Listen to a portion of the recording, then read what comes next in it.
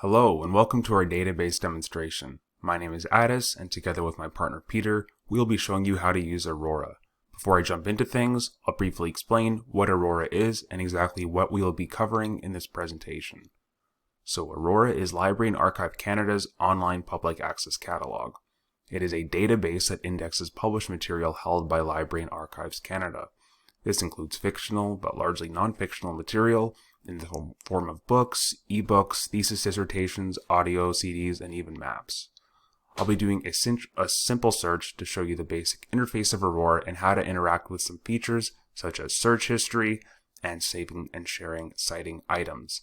Peter will then show you how to do an advanced search and talk about requesting items before concluding the presentation. So to start us off, let's say I'm interested in the lived experiences of soldiers or civilians during World War I, and I search World War I memoirs. First thing you'll notice is that Aurora automatically checks for availability at Library and Archives Canada's locations with all of its search results. You can see here that it's referencing what is under the Held by Library tab under Library and Archives Canada. These are physical locations of Library and Archives Canada, mostly in Ontario.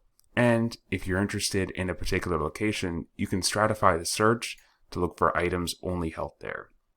As for a target audience, this makes Aurora great for individuals who can access the physical sites and check out the collections there. However, for those who cannot, there is a way to view where the same items are held at a more local library, which will be briefly gone over by Peter and available in the handout. Let's say I'm interested in keeping a couple of these items for reference while I continue a search on Aurora. You can see here that there are a few features such as cite, share, and save. Let me go ahead and save a couple of these items to reference for later. After saving these items, you can see that they'll be held in the top right here in a saved items container, so to speak. Clicking on this box will show me all of the items that I have saved for my searches and provide me with some features such as emailing, citing, or deleting these items. Emailing can be handy because, as it notes, Aurora only stores searches temporarily. After a session is exited, they'll all be deleted. I can simply email myself or a partner these items by filling in the email address, giving myself a subject for reference if I so wish, and sharing the list. If, for example, I'm using these items to write an academic paper, there's also a citation feature. If I click on this, I'm then prompted to select the citation style. Let's say I want to go with MLA, and an automatic citation will be generated for all the items that I have selected. It also includes a caution to proofread these citations. Let's say that I'm interested in doing a different search to diversify my results, and I type in letters instead of memoirs. You can see here that slightly different results are given at the top, and I save a couple of these items as well. Now, if I want to, for example, if I'm collaborating on a project with Peter, let's say, and I want to share some of these items with him, but he wants to know not just what the items are, but the search process I used, how to get the items. Search history is a great feature that allows you to access what exactly you searched and the detail that went into it. It can be found right beside the saved items container in the top right of the bar. Clicking on search history will show me all the searches I have entered in chronological order, beginning with the most recent, showing me exactly the date, the number of results, and more information. For example, World War I memoirs, I have 2 searches entered despite being identical, because in this one I chose to stratify by the location of Library and Archives Canada, whereas in this one I did not. So now that you have an idea of how to navigate the interface of Aurora and how to save, share, and cite items, I'll hand it over to Peter to discuss and demonstrate some advanced search mechanisms and talk about requesting materials before concluding. Thank you. Hello everyone, my name is Peter. First, I would like to thank my partner Addis for his wonderful work. Today I'm going to demonstrate how to do advanced search on Aurora. Aurora has extensive collections of maps. I'm going to try to find some historical maps in its collection.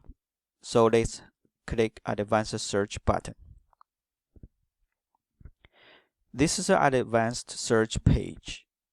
There are 3 rows of search field in the middle of the page. Also, extra search tools we can use, like limit the format, language, audience, and so on.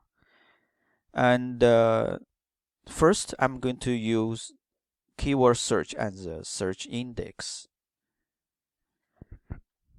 maps, and also going to use a Boolean operator OR with another search index. I'm going to choose keyword search at Nexus. Click search button. We got a 123K result. On the left side of the page, you might notice that there are some similar search tools we can use from. For example, we can search VONA, the National Database, Library Database, and also Library Worldwide Database. Scroll down, we can see the limiters and the format, audience, authors, publications, and so on. I'm going to add extra search term here in advanced search to get a more accurate result. From the search index drop-down menu here, I'm going to choose subject search. I'm going to use World War I as a phrase, and also use add Boolean operator. I'm going to use another search keyword search term here, military, to further narrow down the search results. Search, we get A results. That's pretty relevant, those results. And also I'm going to limit the search to maps, get a 6. And the first item is available, so I'm going to click that. It brought us to this record page. So on the right side of the page, there is a request button. I'm going to hit that button. So this is a sign-in page of Aurora. If you like to reserve the book, you have to put in your library card barcode or username to log in and to reserve it. Let's go back to the result page. Here I'm going to apply another limiter here, the age, the publication year. As I mentioned, and I'd like to find out is there anything published around World War I. So apply year range. So we get 2 results. One map was published in 1919 and one in 1918. I also noticed that those maps are unavailable to borrow. That could be because those items either been checked out to other customers or can only be used within the library. That is how we do advanced search on Aurora. You can find more information on our handout. Thanks for watching.